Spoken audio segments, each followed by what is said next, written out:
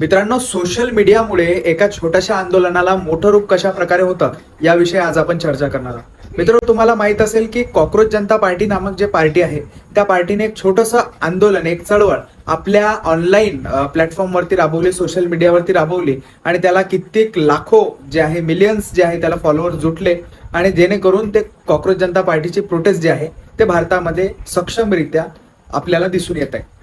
ते प्रोटेस्ट चांगला आहे वाईट आहे या संदर्भात मी बोलणार नाही, पण सांगतोय की सोशल मीडियाच्या ताकदीमुळे कुठलाही एखादा मुद्दा, कुठलीही एखादी चळवळ छोट्या माध्यमातून मोठ्या माध्यमापर्यंत कशी पोहोचते. आता महाराष्ट्रामध्ये एमपीएससी ची सुद्धा परीक्षेच्या बाबतीत आंदोलन सुरू आहे आणि हे आंदोलन प्रत्येक जिल्ह्यामध्ये हळूहळू घेतल्या जात आहे. त्या आंदोलनामध्ये प्रमुख मागणी अशी दिसून येते की त्यामध्ये जी ऑनलाईन होणारी किंवा ऑनलाईन प्रक्रियेने होणारी जी परीक्षा होती, आता या परीक्षेवरती बंदी लागावी आणि ऑफलाईन माध्यमातून ही परीक्षा घेण्यात यावी.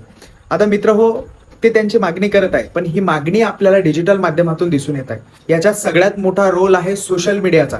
शासकीय प्रशासकीय लोकांपर्यंत कमी वेळामध्ये आपली गोष्ट समजून देण्याचं किंवा आपले प्रश्न मांडण्याचं एकमेव साधन म्हणजे सोशल मीडिया आहे. तरी सोशल मीडिया आपल्या लाईफमध्ये अजून कशा प्रकारे इन्व्हॉल्व आहे, तुम्हाला या संदर्भात काय वाटतं तुम्ही आम्हाला कमेंट करून सांगा आणि आवाज महाराष्ट्राचा या चॅनलला फॉलो करत राहा.